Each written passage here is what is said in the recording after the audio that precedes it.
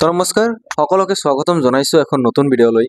তো আজিৰ ভিডিঅ'খন আপোনালোকৰ বাবে অতি গুৰুত্বপূৰ্ণ ভিডিঅ' আৰু এটা কথা, আজিৰ ভিডিঅ'খনৰ ভয়েস হয়তো বেলেগ যেন লাগি আছে কিয়নো সৰ্দি জ্বৰৰ কাৰণে ভয়েসখন বেলেগ হৈ আছে, ঠিক আছে।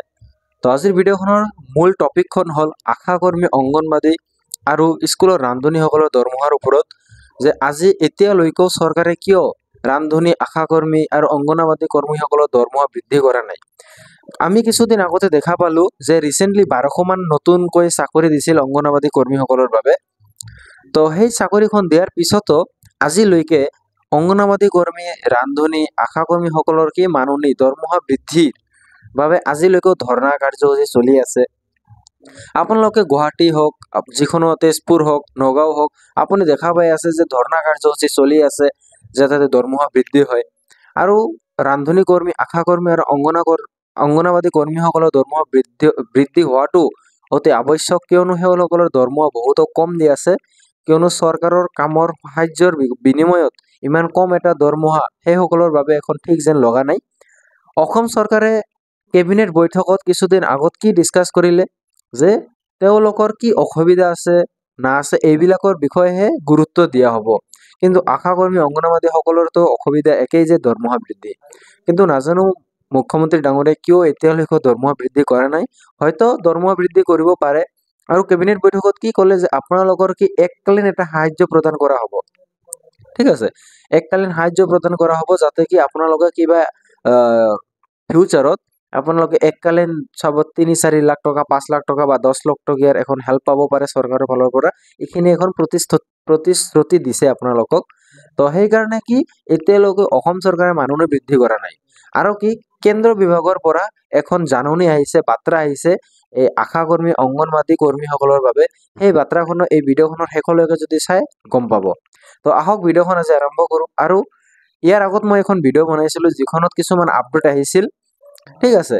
তো 12 ফেব্ৰুৱাৰী, 13 ফেব্ৰুৱাৰী আপডেট, সেই আপডেট যদি আপুনি চোৱা নাই তো এইখন ভিডিঅ'ৰ শেষৰ ফালে মই জইনিং কৰি আছোঁ।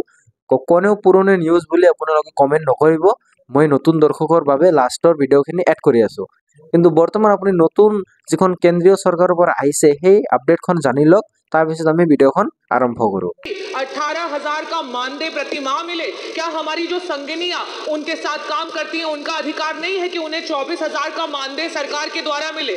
तो मेरा सवाल जो हमारे प्रदेश में कार्यरत आशा बहनें हैं उनसे जुड़ा हुआ है, और सरकार कहीं ना कहीं इन आशा बहनों की आशाओं पर लगातार पानी फेरती हुई आ रही है। ये आशा बहनें जो हैं उनका मूल मंत्री जी शायद आपका विभाग समझ नहीं पा रहा है। और रही बात छपने की, आशा बहनों का भी उतना ही अधिकार है कि वो अखबार की पंक्तियों में सामने आए और उनकी अधिकार की जो बातें इस सदन में बोली जा रही हैं वो लिख करके, पढ़ करके वहाँ पर आए। क्योंकि आज वो आशा बहनें जिस तरीके से आपके विभाग की रीढ़ बन करके हैं, शायद ये सरकार नहीं समझ पा रही है, और इसीलिए बार बार उसको एक ऐसा मामूली सा पत्थर समझ करके फेंकी जा रही है। लेकिन मंत्री जी शायद आप ये समझ नहीं पा रहे हैं कि ये आशा बहनें हीरा है। और उसका वर्णन, क्योंकि हमारे वित्त मंत्री जी यहाँ बैठे हैं, मैं कहना चाहूंगी कि इस विभाग में जो आशा बहनें जिस तरीके से काम कर रही हैं, चाहे वो संक्रमित रोग हो उनको बचाने के लिए, मैं बहुत डिस्क्रिप्शन के साथ नहीं बोलूंगी, लेकिन ये बजट से रिलेटेड है, इसलिए मैं कहना चाहूंगी कि जितना वो काम कर रही हैं, अगर उनका काम रोक दिया जाए तो आपके विभाग का जो संपूर्ण का बजट है वो पूरा का पूरा बजट भी आप लगा देंगे, तब भी आप उनके द्वारा किए हुए कार्यों को पूरा नहीं कर पाएंगे। और ऐसी स्थिति में 1 ट्रिलियन इकोनॉमी की बात हुई पिछले सदन में, और लगातार सरकार के द्वारा हो रही है। ऐसी स्थिति में 8,08 करोड़ का बजट है उत्तर प्रदेश की सरकार लेकर के आई है, लेकिन उस बजट में हमारी आशा बहनों के लिए कुछ भी नहीं है। मंत्री जी, मेरा प्रश्न आपसे ये है कि आप बात करते हैं कि उनका इतना मानदेय है और इतना सरकार दे रही है। मेरे पास आंकड़े हैं और मैं उसे टेबल भी करना चाहूँगी कि वर्तमान में 24 ऐसे जिले हैं और 25,000 आशा महिलाएं हैं जो हमारी वर्कर्स हैं जिनका भुगतान नहीं हुआ है। और आज वो रोडों पे हैं, वो जगह जगह पर आपसे मिलना चाह रही हैं, लेकिन उन्हें आपसे मिलने का अवसर नहीं मिल रहा है। और शायद इसीलिए नहीं मिल रहा है क्योंकि वो छप नहीं रही हैं। जो छपता है वो दिखता है, और मीडिया की ये ताकत है और ये लोकतांत्रिक व्यवस्था की ताकत है कि हम उस चीज़ को, सत्यता को सबके सामने लेकर के आए। मेरा आपसे सिर्फ यही प्रश्न है कि 1 ट्रिलियन इकोनॉमी की बात करने वाली सरकार, इतने बड़े बड़े बजट्स लाने वाली सरकार आज आपके विभाग की रीढ़ पे सिर्फ और सिर्फ इसलिए क्योंकि आशा महिलाएं हैं उनको कोई दर्जा नहीं दिया जा रहा है, ना उन्हें राजकीय कर्मचारी का दर्जा दिया जा रहा है, ना उन्हें संविदा के कर्मचारियों का दर्जा दिया जा रहा है। और बार बार जब बात आ रही है कि उनको उनके अधिकार का पैसा मिले, क्योंकि वो हर समय काम करती हैं, प्रसव का कोई समय फिक्स नहीं होता है। हम सब किसी ना किसी परिवार से हैं और हम सब जानते हैं कि प्रसव किसी भी समय हो सकता है। और एक वो जो आशा बहन है, उस माँ के साथ वो 9 महीने उस प्रसव को झेलती है, उस प्रसव के साथ खड़ी रहती है और उसे अस्पताल लेकर के जाती है। ऐसी स्थितियों में क्या उसका अधिकार नहीं है कि उसे भी 18,000 का मानदेय प्रति माह मिले? क्या हमारी जो संगिनियां उनके साथ काम करती हैं उनका अधिकार नहीं है कि उन्हें 24,000 का मानदेय सरकार के द्वारा मिले? तो मेरा प्रश्न पहला तो मैंने पूछ लिया, साथ ही साथ मैं आपसे अपने अनुपूरक भी पूछ लेती हूँ कि आज अस्पतालों में जब वो महिलाएं प्रसव की महिलाओं को लेकर के, मरीजों को लेकर के पहुंचती हैं, तो वहां उनके रुकने तक का इंतजाम अस्पतालों में नहीं है।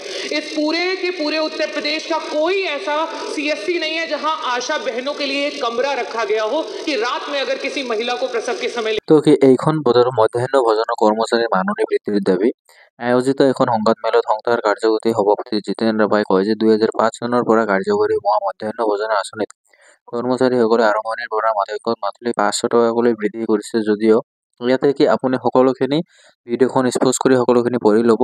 যদি মই পঢ়ি শুনাও তেতিয়াহ'লে আপোনালোকৰ টাইম ৱেষ্ট হ'ব, যিকে আপুনি নিজে পঢ়ি ল'ব পাৰিব। অসমীয়া ভাষাতে লিখা আছে।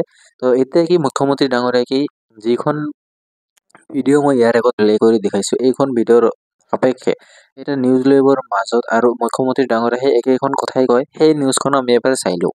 বৃদ্ধি কৰাৰ কথা কোৱা নাই, মই কৈছোঁ তেওঁলোকৰ সমস্যাসমূহ চালি জাৰি চাবলৈ এখন কেবিনেট কমিটি কৰা হ'ব। ইতিমধ্যে কেবিনেট কমিটিখনৰ নটিফিকেশ্যন ইছ্যু কৰা হৈছে। মোৰ CM অফিচৰ টুইটত আপোনালোকে কেবিনেট কমিটিৰ নটিফিকেশ্যনখন পাব। সেই কেবিনেট কমিটিয়ে আশা কৰ্মী, অংগনবাদী কৰ্মী, মধ্যাহ্ন ভোজনৰ কৰ্মী সকলোকে সাক্ষাৎ কৰিব। তেওঁলোকৰ দৰমহা বৃদ্ধিৰ লগতে আৰু বহুতো সমস্যা আছে, সমস্যাবিলাকৰ ওপৰত আলোচনা কৰি তেওঁলোকে কেবিনেটত প্ৰতিবেদন দিব। মই দৰমহা বৃদ্ধি কৰাৰ কথা কোৱা নাই, মই কৈছোঁ তেওঁলোকৰ সমস্যাসমূহ চালি জাৰি চাবলৈ এখন কেবিনেট কমিটি কৰা হ'ব। ইতিমধ্যে কেবিনেট কমিটিখনৰ নটিফিকেশ্যন ইছ্যু কৰা হৈছে। মোৰ CM অফিচৰ টুইটত আপোনালোকে কেবিনেট কমিটিৰ নটিফিকেশ্যনখন পাব। সেই কেবিনেট কমিটিয়ে আশা কৰ্মী, অংগনবাদী কৰ্মী, মধ্যাহ্ন ভোজনৰ কৰ্মী সকলোকে সাক্ষাৎ কৰিব। তেওঁলোকৰ দৰমহা বৃদ্ধিৰ লগতে আৰু বহুতো সমস্যা আছে, সমস্যাবিলাকৰ ওপৰত আলোচনা কৰি তেওঁলোকে আৰু মধ্যাহ্ন ভোজনৰ ৰান্ধনীসমূহে কিছু তেওঁলোকে বেতন বঢ়াবৰ কাৰণে বিভিন্ন সময়ত চৰকাৰৰ ওচৰত দাবী জনাই আহিছে। কিন্তু আমাৰ হাততো ইমান টকা পইচা নাই যে তেওঁলোকৰ দাবীসমূহ আমি পোনছাতে গ্ৰহণ কৰিব পাৰোঁ।